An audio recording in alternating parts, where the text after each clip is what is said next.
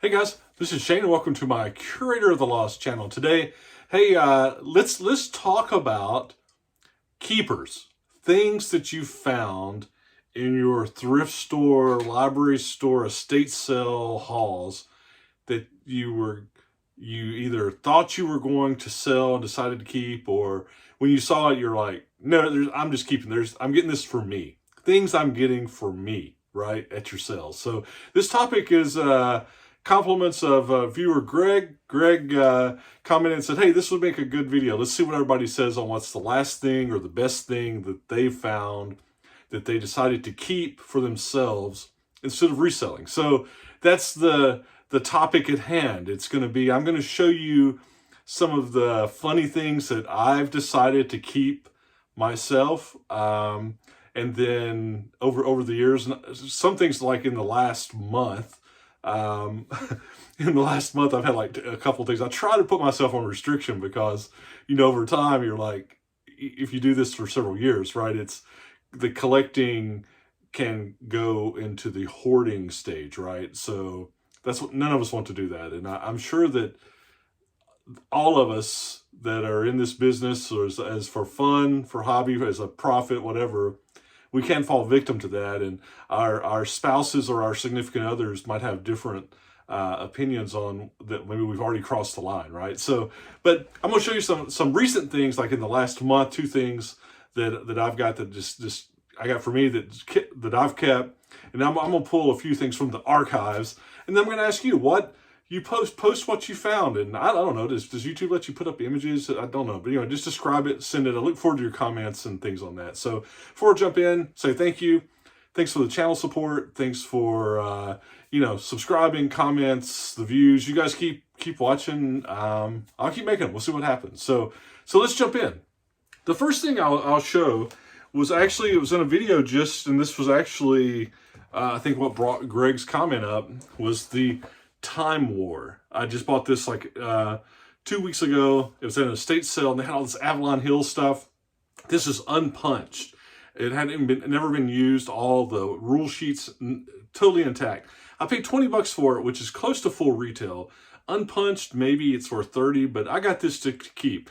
It's, if you go to Game Board Geeks, it only has like a 5 or 5.9 rating, so it's not like one of these classic games, but I've never really seen this in the wild. It had this cool kind of psychedelic cover.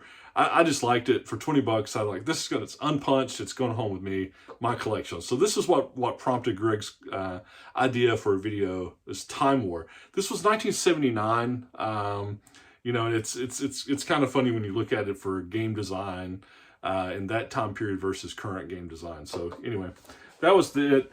Something else that I've bought in the last month, I was at my library, and here's a Spindle of CDs, and see if I can, actually there were 2 spindles of CDs, 200 CDs, and they had them for $10, $10 a spindle. I looked at them, and it's like classic rock stuff. It's like, this is like your jam, right? If you're, it's this, like, here's Traffic. It wasn't all classic rock, but it had a lot of Clapton. It had David Bowie. It had some Village People, Stevie Wonder. It had this great music. They're all loose, but I ripped all these, not all of them yet, but I've been working on ripping them to my music library, my digital library, so I can put them out over the speakers at the house. And it's they're like a dime a piece. There were like 200 of them. So great titles, great music. So that was something that I bought just in the last month that stuck with me, right? Stayed at the house. Been part of the Curator of the Lost archives now. So here's something that I've kept that I need to get a frame for it. I hadn't done anything with. I got this for half price, $24 on the sticker. I got it for $12, but it's this General Shoemaker 1st Cavalry Division poster. This thing was at Fort Hood. I looked him up.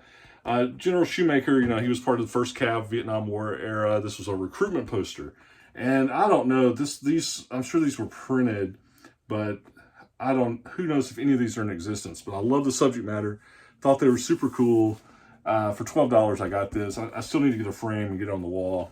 Speaking of something else that's on the wall, this is something you guys have never seen. One of these days I'll do a video showing you behind the scenes at Curator of the Lost. But here was my, see it's the old, what do you call that? It's not cross, is that cross stitch? Yeah, skiing. Like this looks so 70s, right? In a nice little blue, handmade blue frame. Somebody did this, put it in. I've got this on my wall. This came from an estate sale, so kind of weird. Here's something that I haven't been able to sell yet.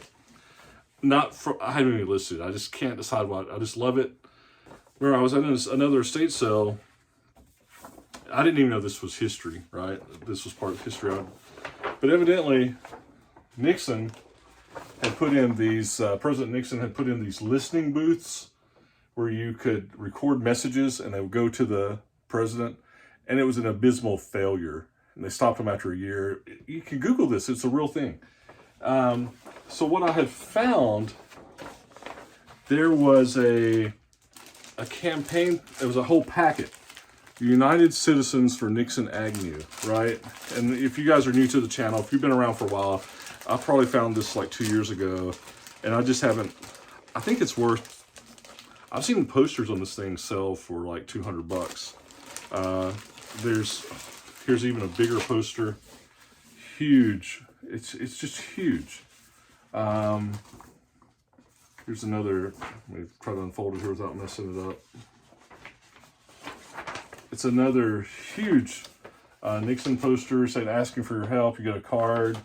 But then the other thing that was interesting is it had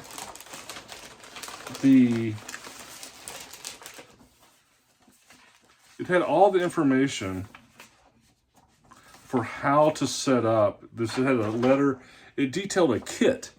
There's a kit on how to make the booth and then put these posters and stuff around it where people could come in and do these audio recordings to send tapes to the president. So I haven't been able to get rid of that. I just think it's so cool. And then I'd even found another, here's where Nixon came to Huntsville, Alabama. This was maybe 6 months before his impeachment, February 74. So anyway, like I said, I probably should just send these. I've got a good buddy in Michigan that's all, he's funny with Nixon stuff. I should just send this stuff to him, let him enjoy it. But right now it's just cool. I just kind of hang on to it, and it's kind of fun stuff. I'll say other stuff like on the book front, like all this, my Manifesto poster, my Art of Imagination, this nice German book. These are things that I've kept. Here's one that's just in my collection. I got this out in California. Like, it's the Literacy Life and the hell with it. It's a library edition. It's not big money. Here's why I kept it. It just struck a chord with me. Here's the guy's library. It says, from this book belongs to Howard Hamilton Bliss, and it's got his photo up on this rock. Looks like maybe on the Pacific, and there he is. I don't know. I just thought it was cool. I've kept it. So those are just a few things that I've kept. Lots of books I keep for my own reading and all, but kind of some of the weird stuff. So I'd be interested in what you've found that you thought you were going to sell, or you found, and as soon as you found them, you said, these are keepers. What they were, what didn't make it out to eBay or Amazon or whatever. Or you might just be like, hey, I don't collect anything. Anything I get, I buy. And that's okay too. So I know Mike, used book guy. I know he's like that. I bet he's like, if I buy it, I'm selling it. So anyway, see cool, buy cool. And every once in a while, you see something that you can't let go. And we'll talk to you soon. Bye. Still malfunctioning.